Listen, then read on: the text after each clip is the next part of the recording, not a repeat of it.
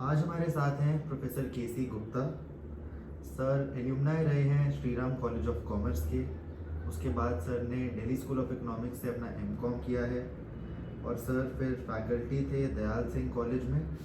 उसके बाद सर को अपॉर्चुनिटी मिली इराक में जाकर भी पढ़ाने की।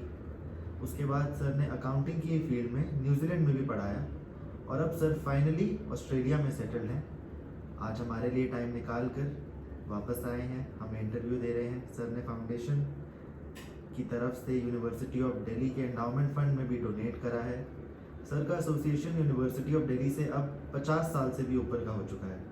तो सर मैं आपको वेलकम करता हूँ यूनिवर्सिटी ऑफ दिल्ली फाउंडेशन के बिहाफ पर।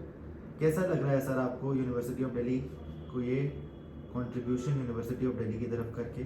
क्या फीलिंग है आपकी इसको लेकर? स्पर्श धन्यवाद मुझे ये अवसर देने का कि मैं आपसे रूबरू होकर के कुछ अपनी मन की बातें कह सकूं।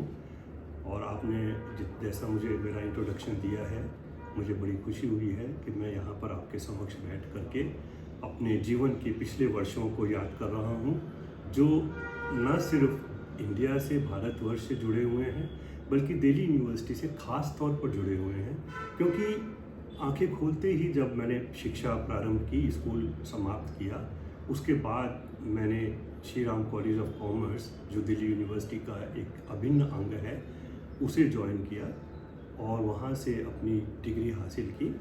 तुरंत उसके पश्चात मैंने दिल्ली स्कूल ऑफ इकोनॉमिक्स से मास्टर्स ऑफ कॉमर्स किया और मुझे दिल्ली यूनिवर्सिटी ने अपनाया, मुझे शिक्षा दी, मुझे इस काबिल और समर्थ बनाया कि मैं यहीं के यूनिवर्सिटी के एक कॉलेज में lecturer in accounting, lecturer in commerce के तौर पर जॉब ज्वाइन कर सकूं। तो मैंने तुरंत बाद ही दयाल सिंह कॉलेज में पढ़ाना शुरू किया, जो मेरे लिए एक बहुत सुखद अवसर था। इस बीच में मैंने बहुत सारी कविता प्रतियोगिताओं में हिस्सा लिया, वाद विवाद प्रतियोगिताओं में हिस्सा लिया, अनेक इन प्रतियोगिता में पुरस्कार भी जीते, जिससे मुझे बहुत खुशी हुई और मुझे लगा कि मैं इस विश्वविद्यालय का एक अभिन्न अंग बन चुका हूँ। तो कॉलेज में पढ़ाते हुए छात्रों के साथ विचार विमर्श, उनके साथ अपने शिक्षा को साझा करते हुए मुझे अति प्रसन्नता होती थी। और इसके अलावा मैंने स्कूल ऑफ कॉरेस्पॉन्डेंस में भी काफ़ी बार अपने लेक्चर्स दिए। तो इस सब को करते करते मुझे एक अपॉर्चुनिटी मिली इराक जाने की, जो फॉरेन असाइनमेंट सेक्शन के थ्रू, गवर्नमेंट ऑफ इंडिया के थ्रू मुझे अपॉर्चुनिटी मिली। 2 साल के लिए 1980-82 में मैं इराक गया और वहाँ पर मैंने पढ़ाया, वो भी इसी कारण क्योंकि मैं दिल्ली यूनिवर्सिटी से शिक्षा प्राप्त था। तो बड़ा अच्छा अनुभव रहा वो भी। वापस आने के बाद फिर मैंने दिल्ली यूनिवर्सिटी ज्वाइन की और फिर से मुझे एक अपॉर्चुनिटी मिली न्यूजीलैंड जाने की 1998 में, जहाँ मैंने अचानक ही एक इंटरव्यू दिया और उसमें जब उन्होंने पूछा कि आपने कहाँ से शिक्षा प्राप्त की है, तो नेचुरली मैंने बताया कि मैंने दिल्ली यूनिवर्सिटी से बीकॉम किया है, एमकॉम किया है और उसके बाद मास्टर्स ऑफ फिलॉसफी किया है। तो उन्होंने तुरंत ही मुझे एक ऑफ़र दे दिया पढ़ाने के लिए, जो यूनिवर्सिटी के स्वीकार होने के बाद मैंने वहाँ पर पढ़ाना शुरू किया, जो मेरे लिए एक बहुत सुखद अनुभव था। और विभिन्न देशों से आए हुए छात्रों को जब मैंने पढ़ाया तो मुझे लगा कि मैं दिल्ली यूनिवर्सिटी से जो मैंने ज्ञान प्राप्त किया है वो मैं सिर्फ दिल्ली यूनिवर्सिटी के छात्रों को नहीं बल्कि विश्व से आने वाले अनेक छात्रों में प्रेषित कर रहा हूँ, दे रहा हूँ, और मुझे बड़ा सुखद अनुभव हुआ। उसमें मैंने बहुत कुछ सीखा भी, बहुत कुछ सिखाया भी, और वहाँ ही मेरे बच्चों की परवरिश, पढ़ाई हुई, बड़े हुए।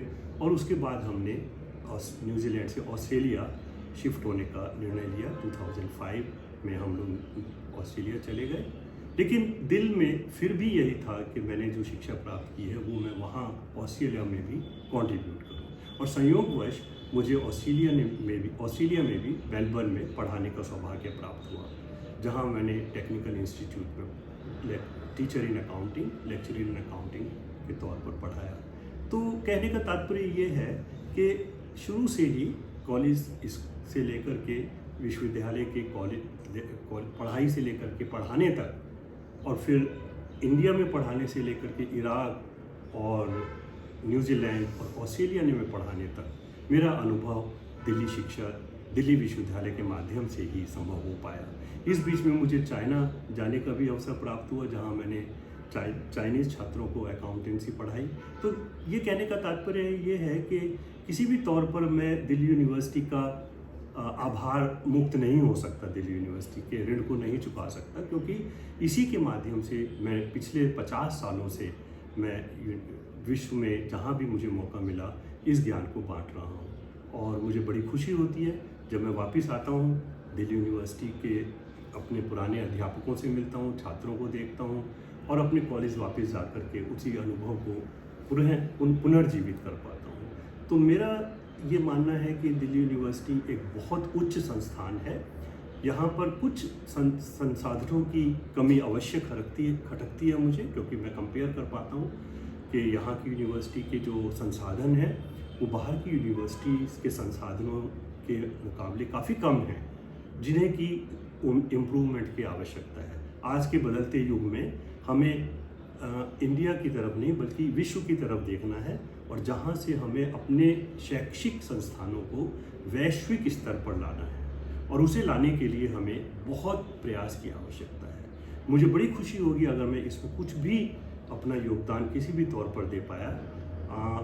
आप लोगों ने आंशिक तौर पर मुझसे बताया कि आपने फाउंडेशन बनाई है डोनर्स की, मुझे बड़ी खुशी हुई, उसमें मैं कुछ योगदान कर पाया।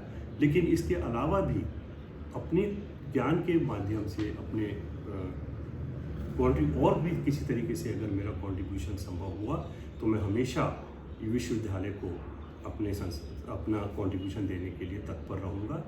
और मैं चाहता हूँ कि हमारी दिल्ली यूनिवर्सिटी विश्व के अन्य विश्वविद्यालयों में एक उच्च स्थान प्राप्त करे, लेकिन उसके लिए हम सबको प्रयास करना होगा। सरकारी प्रयास से ये सब संभव नहीं है। मैंने जब मोदी जी को सुना, जब विश्वविद्यालय में आए थे, तो उनके भाषण से मैं बहुत प्रभावित हुआ। उन्होंने एक बात जरूर कही कि हमें अपनी यूनिवर्सिटीज़ को विश्व स्तर पर लाना है, और उसके लिए हमें सिर्फ सरकार पर निर्भर रहने की आवश्यकता नहीं है, हमें अपने संसाधन प्राइवेट तौर पर भी जुटाने होंगे। और मैं दावे से कह सकता हूँ कि न सिर्फ इंडिया में, भारतवर्ष में, बल्कि विश्व में हमारे जो भी एलुमनाई बैठी हुई है वो बड़े अच्छे स्तरों पर है, बड़ी अच्छी पोजीशंस पर है। वो अगर चाहे तो हमारे विश्वविद्यालयों को अनुदान दे सकती है, बहुत अच्छे स्तर पर ला सकती है। और इसके साथ ही मैं हमेशा ये प्रार्थना करूँगा ईश्वर से कि हमारे भारतवर्ष को, हमारे विश्वविद्यालयों को, हमारी शिक्षा संस्थानों को अच्छे से अच्छा स्तर प्रदान करे, और जो कि संभव है आज के युग में, जिस हिसाब से जिस तरीके से भारतवर्ष प्रगति कर रहा है। तो मैं बड़ा खुश हूँ। थैंक यू, आपने मुझे अवसर दिया अपने विचार रखने का। मैं हृदय से आपका आभार व्यक्त करता हूँ, और हमेशा से भारतवर्ष में जो भी संस्थान हैं, खासतौर पर शैक्षिक संस्थान, क्योंकि वहीं से विकास शुरू होता है, उसके लिए मैं आपको शुभकामनाएं प्रेषित करता हूँ। धन्यवाद। बिल्कुल सर, हम आपकी तरफ अपना आभार व्यक्त करना चाहेंगे, क्योंकि आप उन चुनिंदा प्रोफेसर्स में से एक हैं जिन्होंने विभिन्न देशों में यूनिवर्सिटी ऑफ दिल्ली का नाम और ऊंचा करा है। क्योंकि जैसे आपने बताया कि आप और देशों में जब पढ़ाने जाते थे, तो जब उन्होंने आपसे पूछा कि आपने कहाँ से पढ़ाया है, तो आपने बहुत एक्साइटेड होकर ये बात उनके सामने रखी कि आपने यूनिवर्सिटी ऑफ दिल्ली से अपनी पढ़ाई करी है। तो इससे पता लगता है कि आप कितनी प्राइड महसूस करते हैं यूनिवर्सिटी ऑफ दिल्ली को लेकर, कितना गर्व है आपके दिल में यूनिवर्सिटी ऑफ दिल्ली को लेकर। और इस संदर्भ में मैं एक बात और जोड़ना चाहूँगा कि जब भी कहीं किसी यूनिवर्सिटी में मैंने फर्स्ट क्लास ली है, तो सबसे पहले अपने इंट्रोडक्शन में मैंने यही कहा है कि मैं कैलाश चंद्र गुप्ता हूँ। मैंने दिल्ली यूनिवर्सिटी से ग्रेजुएशन एंड पोस्ट ग्रेजुएशन हासिल की है, और मैंने वहाँ के कॉन्स्टिट्यूएंट कॉलेज में पढ़ाया है। तो सबसे पहला इंट्रोडक्शन मेरा यही होता है, और उसी के साथ मैं अपना लेक्चर प्रारंभ करता हूँ। तो मुझे सबसे पहले ये बताने में बड़ा गर्व महसूस होता है कि मैंने दिल्ली यूनिवर्सिटी से शिक्षा प्राप्त की है, और वहाँ के शैक्षिक संस्थानों से जुड़ा रहा हूँ। तो और सर, जैसे आपने इतने देशों में पढ़ाया, तो आपने कैसे आप अपनी पर्सनल और प्रोफेशनल लाइफ को एक बैलेंस में रख पाए आज तक? क्या आपको इसमें आज तक कभी कोई डिफिकल्टी महसूस हुई, या फिर आप हमेशा से ये बैलेंस मेंटेन कर पाए? देखिए, विरोधाभास तो हर जगह है, विरोधाभास यहाँ भी है और बाहर भी है। लेकिन सबसे बड़ा जो मुझे लाभ प्राप्त हुआ वो ये हुआ कि मैं विभिन्न देशों से आए हुए छात्राओं को पढ़ाने में समर्थ रहा। अब आप ये जानकर आपको आश्चर्य होगा कि जब मैं न्यूजीलैंड में पहली बार पढ़ाने पहुंचा तो मेरी क्लास में पूरे 100 स्टूडेंट्स थे और उनका कॉन्स्टिट्यूशन देख करके आप हैरान हो जाएंगे। वो शायद 15 या 20 देशों से आए हुए थे और बहुत इंटरनेशनल स्टूडेंट जैसे यहाँ से भी जाते हैं वो भी वहाँ होते थे। तो सबके कल्चर्स को देखना, उनको समझना और उनको अपनी शिक्षा के बल पर समाहित करना, एकजुट करना, वो सबसे बड़ा चैलेंज था। तो डाइवर्सिटी और डाइवर्स कल्चर और डाइवर्स बैकग्राउंड वो मेरे लिए बहुत चैलेंजिंग था, लेकिन मैंने उसको बड़े सहज रूप से स्वीकार किया। और आपको शायद ये जानकर के हैरानी तो नहीं होगी लेकिन आश्चर्य जरूर होगा कि हमारी क्लासेस में एज फैक्टर नहीं है। मतलब जैसे मैं यहाँ पर सिर्फ यंगस्टर्स को क्लास में देखता था, वहाँ पर मुझे ये जानकर बड़ा अचंभा भी हुआ और बड़ा गर्व भी महसूस हुआ कि वहाँ के लोग उम्र के पड़ाव को नहीं नापते हैं, उम्र के आयु से नहीं नापते हैं। वहाँ पर आपको एक ही क्लास में 18 वर्ष से लेकर के 65 वर्ष 70 वर्ष तक के छात्र आपको पढ़ते हुए मिल जाएंगे। हमारे इंडिया के अभी पिछले 6 महीने पहले ही एक स्टूडेंट थे जो पंजाब से आए हुए थे, वो पढ़ने के लिए क्लास अटेंड कर रहे थे। अब मैंने उनसे पूछा, सरदार जी आप यहाँ क्या पढ़ने के लिए आए हैं? उनकी उम्र आप शायद जानकर हैरान होगी, 74 वर्ष के थे, लेकिन उनमें जज्बा था। तो जज्बे के साथ जो पढ़ने आते हैं वहाँ पर छात्र और छात्राएं, उनको देख करके मुझे बड़ा प्रसन्नता महसूस होती है। और वही मेरे लिए एक बहुत बड़ा चैलेंज है कि मैं सब वर्ग के, सब प्रांतों के, सब देशों के छात्र छात्राओं को एक ही क्लास में, एक ही स्तर पर लाने का प्रयास करता हूँ। तो ये मेरे लिए बड़ा, और वो सब दिल्ली यूनिवर्सिटी के शैक्षिक संस्थानों के माध्यम से ही संभव हुआ है। सर मैं आपको बताना चाहूँगा, आपको जानकर खुशी होगी कि यूनिवर्सिटी ऑफ दिल्ली ने भी पिछले साल अपने शताब्दी वर्ष में उन सभी छात्रों के लिए जिनकी पढ़ाई किसी न किसी स्तर पर अधूरी रह गई थी यूनिवर्सिटी ऑफ दिल्ली में, उन सबके लिए रास्ते दोबारा खोल दिए हैं, दरवाजे दोबारा खोल दिए हैं कि वो वापस आकर, चाहे उनकी उम्र कुछ भी है, भले ही उन्होंने दिल्ली यूनिवर्सिटी से सिर्फ 1 सेमेस्टर की पढ़ाई करी हो, वो अपनी पढ़ाई कंप्लीट कर सकते हैं, अपनी डिग्री ले सकते हैं, इर्रिस्पेक्टिव ऑफ उनकी एज क्या है। तो मैं यही संदेश देना चाहूँगा हमारे भारतवासियों को, अपने देश के सभी नागरिकों को, कि आप अपनी शिक्षा में उम्र को बाधा ना बनाएं, उम्र का हिचक को छोड़ दें, त्याग दें, क्योंकि अगर हमें तरक्की करनी है तो हमें हर स्तर पर शिक्षा को बढ़ाना होगा।